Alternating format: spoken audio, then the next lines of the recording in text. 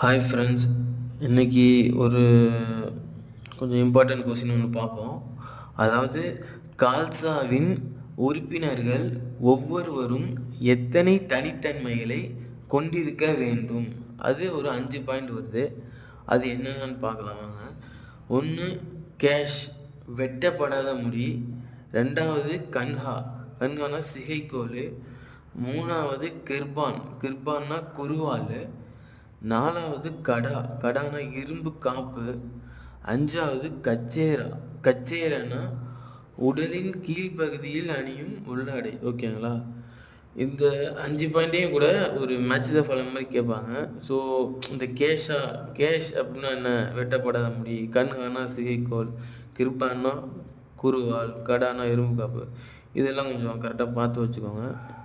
Exam point of வியூவில் கேட்க முடியுது.